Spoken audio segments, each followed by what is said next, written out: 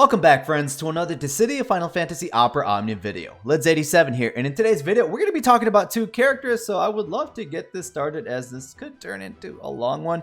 But in today's video, I'm going to be recapping El'Nacho and Noel to see how worthy they are of your tickets and or gems. But shoutouts and credit before I start talking about them where it's due. Dissidia database, Dissidia Compendium Materia Bot, Anton Labs on Reddit, and the Discord for the translations from the JP side of the game, because Noel did receive some adjustments later down the line, so I just had to make sure I was getting the proper translation. So thank you to the DFFOO main Discord. I'm going to leave those links down below in the description. So the very first character we are going to be talking about is going to be about El'Nacho, or Eald'Narche, Camlanot's older brother. Now, El'Nacho, he's going to be getting adjustments to his LD boards. It was supposed to be the first ones, but I guess technically Sarah did, right? Sarah got something, but she got the first ones on the global side of the game, but yeah, her boards weren't technically released yet. So he's still the first one, technically speaking, to receive LD board adjustments on the global side of the game. And he is going to be receiving a burst weapon. He is a ranged type character. Now, some things to note about Eald'Narche. I'm going to do my best to explain it because his kit can be confusing if you're not familiar with it. Both of these characters, they're sort of a little bit loaded. Now, when the quest starts, Eald'Narche will start off with a special effect called Exoplates. There are two ways to dispel this. This will be important here in a moment. Two ways to dispel Exoplates: by either taking lethal damage or by using his first ability, Phase Shift. Now, the way I like to describe this Exoplate special effect is that while it is on, Eald'Narche is a little bit more passive. He has ways to increase his survivability, but once it falls off, he gets a little bit more aggressive. So that special effect Exoplates, it's going to increase his survivability by increasing his Raven HP damage resist by 50%. It will increase his debuff evasion by 100%. And like I just mentioned, when he can survive lethal damage. Upon taking lethal damage, so if his HP is equal to or less than 1 HP, he will fully recover his HP. He will dispel Exoplates and inflict terror on all his enemies. All of his abilities will then upgrade. So his first ability, Phase Shift, will become Stellar Burst. Uranus Cascade, his second ability, will recover all ability uses and then become Omega Javelin. His EX ability will become Vortex Plus, and his LD ability will become Exceed Lance Plus. Now, ideally, how you want to be playing Eald'Narche during these stages is spam his second ability, Uranus Cascade, because as you guys saw, it does recover all ability uses upon dispelling Exoplates. So use that during the trash waves. All right, and then once you get to the boss, then it's completely up to you if you want to use his first ability, Phase Shift, which you can use it for free the first time, and then it upgrades to dispel Exoplates and then gain access to all of his upgraded abilities so he can start dishing out more damage with those upgraded abilities. Or if you're already starting off the fight already on the boss wave, and if you just want to go straight into his Phase Shift to dispel Exoplates, by all means. But as long as he has Exoplates, he has longevity with his abilities. In the form, again, he can recover all ability uses of his second ability, and then you can start spamming away Omega Javelin after Exoplates is dispelled. It's just a matter of when you want to dispel it if you have yet to receive lethal damage. All right. Now, he does have some debuffs. He's got some debuffs built into his kit. Now, with Uranus Cascade, he can inflict a 40% attack down for 6 turns. With Omega Javelin, he then inflicts a 40% defense down for 6 turns. He can inflict warp with his second ability, Omega Javelin. And what this is going to do for Eald'Narche is whenever the inflicted enemy's turn ends, Eald'Narche will get a free turn right after them. So free turn in the form that it does not increase the turn count. So he's going to be attacking every single time an enemy goes. So it's ideal to pair him up with a good Brave Battery. He has another debuff called Terror for 2 turns that is inflicted with his EX ability Vortex Plus and upon Exoplates being dispelled. Now, what this is going to do is this is going to increase Eald'Narche's damage towards that enemy, the HP damage, by 20%, so allowing him to deal out more HP damage. But also, this is probably the most important factor, is that that enemy cannot act if they are targeting El'Nacho. Okay? So those AoE abilities that the enemy can do, if they're inflicted with terror, El'Nacho is being targeted, it's an alt ability, they cannot act. Now be mindful that this is different from when an enemy cleanses himself due to the Lufenia orb triggering. If that happens, you're screwed, plain and simple, because they will cleanse themselves of all debuffs. This is just a frame debuff, it can get cleansed, and your party members will still die, so just keep that in mind as you go into the Lufenia era. His other debuff that he can inflict with his LD ability, Exceed Lands Plus, is Sustenance for Paradise for 6 turns, which is going to have a 20% sap of Max Brave and a 30% defense down. So 30% defense down on top of his generic defense down, we're looking at 70% defense down on the enemy. Not bad overall. Now he does have a little buff aside from these debuffs called Mold Cutting for 8 turns, which is granted to him by using Uranos Cascade or Omega Javelin. And you can extend the duration of this by 1 turn by using his upgraded HP Attack Plus, Brave Attack Plus. As you guys saw with his warp, you're going to be warping all over the damn place after the enemy, so just spam his HP Attack Plus, Brave Attack Plus, and you will not be burning through this buff. And what this does for El'Nacho is this is going to increase his Max Brave and Attack by 50%, so just his own buffs. Now, with his LD board adjustments, what you guys are going to be seeing is that whenever you use Exceed Lands Plus now, he can now inflict warp on the enemies for 2 turns. And also, he's going to be receiving a buff whenever he inflicts a debuff. This buff is called Exceed Lands. It is a 6-turn buff that is going to increase El'Nacho's Stolen Max Brave Overflow by 20%. And give him a Brave regen effect by 20% of Imp Brave, so you're getting a little bit of Brave to help you out with that with them warp turns. And he will increase his Brave damage by 5% per debuff on the target, up to 40%, because the debuff slots is going to be increased to 8. So that's 5% per debuff. 8 times 5 is 40%. Did my math right. So yeah, so just to put it into perspective. Now with his burst effect, it is going to be party wide for 8 turns. Any debuffs inflicted by El'Nacho will not decrease their durations. All right, so that terror, that warp will be on the enemy as long as the burst effect is active on El'Nacho.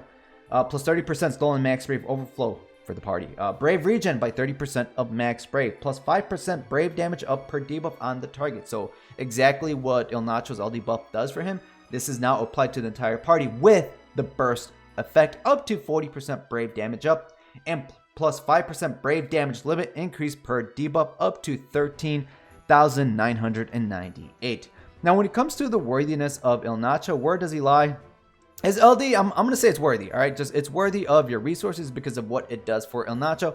His burst weapon, in my opinion, it's just an okay, it's an okay burst effect, all right? So I'm going to just put that at somewhat worthy of your resources. Now keep in mind that we will have the they will give us free multi-draws with the summer campaign, so it's possible you could pick up his burst weapon for free if you picked up his LD weapon from before. Now at this point in time on the JP side of the game, El'Nacho has yet to repeat over there, so we don't know what he's going to get with his burst. Plus, we do know that he will be getting at some point a crystal level 90, which will see improvements to his damage, improvements to his EX weapon, because that's what they do. But again, we have yet to see what he's going to be receiving with those level 80 to 90 crystal passives and with his burst plus adjustments. All right, friends. So now the one thing I don't like about Eald'Narche is the fact that he cannot meet the 8 debuff condition to fully take advantage of his Exceed Lands buff and the Brave damage increase towards your entire party. Let's go ahead. Let's go back and count. We have 1. This counts as 1 because Uranos Cascade or Mega Javelin, you will inflict one or the other. So this is 1, 2, 3, 4 debuffs on the enemy. I should have counted that right? Yep, I got warp in there. So 4 debuffs on the enemy. So we are looking at 20% Brave damage up for himself with Exceed Lance buff and with the burst effect. So that means you have to bring another character that can inflict debuffs on the enemy. So hey, that could definitely open it up more for you with these 8 debuff slots. You can bring a Taunter or a Target Locker on your team composition, keep that party safe, or you can bring call actions that will fill up the rest of the remainder of those debuff slots just to take full advantage of the increased damage towards your party members. All right, friends, so that is my main downside about Eald'Narche. What I do like about him is that He is our only, to date, pure ranged attacker. Some of these are pure ranged burst unit, I should be saying. Some of these other ranged units, they're hybrids, right? Noctis, he has melee built into his kit in the form of his EX ability. Who else do we have? Cloud, who is a ranged and melee hybrid. Firion, who is a melee ranged hybrid. So if you're looking for a pure ranged attacker, which he is actually going to come in handy with the, I believe it was tier 4 Transcendence, he can definitely come in handy, and of course he can come in useful for a bunch of other Lufenias. All right, friends, so at the end of the day, with his LD, I'm going to say it's worthy, and his burst is somewhat worthy of your resources, because I just personally believe that we have better burst effects on the team compositions that are not locked behind having debuffs on the enemy. All right, friends, so let's go ahead and start talking about Noel. All right, I pronounced it wrong in my last video. I said Noel. It is Noel. All right, so Noel, he's going to be getting a rework and a brand new LD weapon. He is a melee ice wind elemental melee attacker. He does have ice and wind attached to, I believe it was 2 of his abilities in his kit. Now with this rework, he's going to be hitting harder, and he's going to have more usages of his abilities. Now, Noel's kit revolves around the targets being broken, or when you inflict a break with Noel. His plus versions of his abilities become available if attacking a broken target, and with Gale Fang Plus, this will cancel the enemy's break status if they're already broken, and this will then inflict a break, and this will come into play with his brand new LD buff. Before we start talking about that buff, let's talk about his last Hunter buff that he grants himself for 6 turns with Gale Fang. Gale Fang, he will grant himself 2 stacks of this. It is a stackable buff up to 3 stacks, and he can grant himself an additional stack while also increasing the turn duration by 2 turns with his first ability, Tempest Strike, Gale Fang being his second ability. Now what this is going to do for Noel is that this is going to increase his, gosh damn it, not 30%, not just plus 30, plus 30% to attack, defense, and max brave. This will grant him Fierce Siphon, which is his upgraded brave attack. And if Will to Seize the Future, which is a buff he grants himself with his EX ability, is active, this will then become Fierce Siphon Plus, which is an instant turn rate and free ability use on the following turn if he breaks an enemy with this, while also reducing the target's brave by 60%. So there is gravity built into Noel's kit. Gravity has the capabilities to ignore defense. It's all percentage based, all right? And this last Hunter will also grant Noel Scourge, which is his upgraded HP attack, which is just a beefier hitting HP attack. And of course, if the target is broken, he will gain access to Scourge Plus. Will to Seize the Future, like I just mentioned, is a buff that he grants himself with his EX ability, Meteor Javelin, for 6 turns, which is going to increase the party's attack by 20% and their max brave by 20%. And he will further increase his own, Noel's own attack and max brave by 20%, totaling to 40% max brave and attack for Noel. With this LD weapon, Big Bang Theory, Big Bang, he will have 4 uses of this. Upon using this, breaks all the enemies, then damage. Free abilities on the following turn. He will grant himself 3 stacks of Last Hunter, so you can literally use Big Bang at the start of the quest just to be at full stacks of Last Hunter, and he will grant himself a new buff called Hunter of Light for 9 turns. This is going to increase Noel's attack stat by 30%, increase his brave damage by 20%, and if he is attacking an enemy that is broken, he will increase his HP damage that he deals by 30%.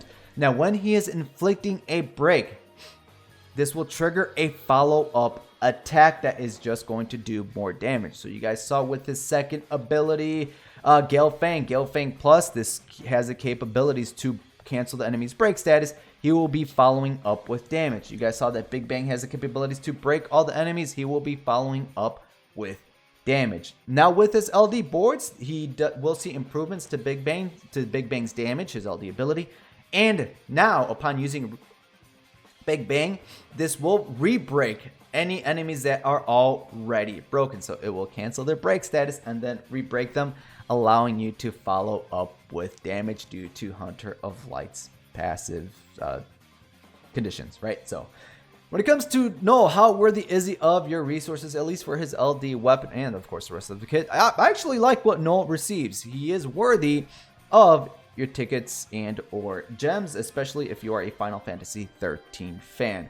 Now, like as you guys saw, like the big takeaway from this is going to be his LD weapon with that buff, just allowing him to increase his damage, right? He's going to get stats naturally from the limit breaks of the LD weapon, but increasing his brave damage and his HP damage up just for himself is great, while also allowing him to follow up with damage whenever he breaks a target. So Noel is a better melee attacker. I mean, if you have Tifa, that's a completely different story. We're not looking at you right now, Tifa, okay?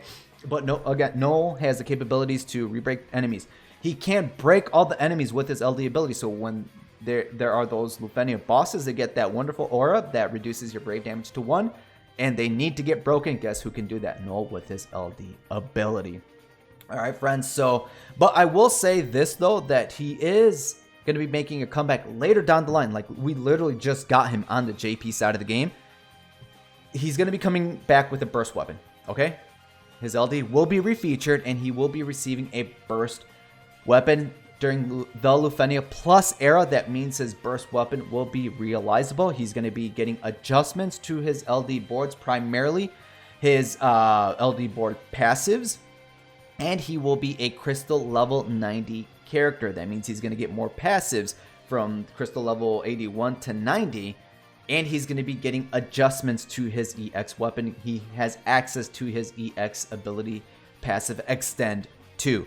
So his EX ability will be hitting harder. So if you're primarily going to be chasing for Eald'Narche right now, or if you're hurting on resources due to Tifa, he does come back later down the line, and he definitely improves as an attacker. He's a pretty good attacker with his Burst Plus and Crystal level 90 later down the line. But if you are looking to chase for him now, right, and potentially get burst tokens later down the line, right now he is worthy of your resources. But like I mentioned earlier, we should be getting free multi-draws on these banners. First free multi-draw, so it's possible you could pick it up for free. All right, friends, so that is it for this video, friends. I want to thank you guys for watching my coverage of El'Nacho and Noel, hardcore Final Fantasy XI fans. If you prefer Eald'Narche, I'm sorry, but it's El'Nacho. It's too funny at this point. But me personally on this banner, I'm just going to be doing the free multi-draws. I am going to be throwing tickets on the Iroha banner to possibly get her kit, where El'Nacho's burst weapon will be featured. I already have Eald'Narche's LD weapon from before. Maybe, I don't know if I'm going to chase Noel now or later. If anything, I'll probably just do a few tickets. We'll see. I don't know, but I'm not planning on chasing hard on these banners. If I do happen to pick up his burst weapon, Nacho's burst weapon, while chasing Iroha, that would be awesome. I wouldn't mind having it, as I never got it on the JP side of the game. All right, friends, so let me know down below in the comments your own personal thoughts. And until next time, friends, good luck and have a good one.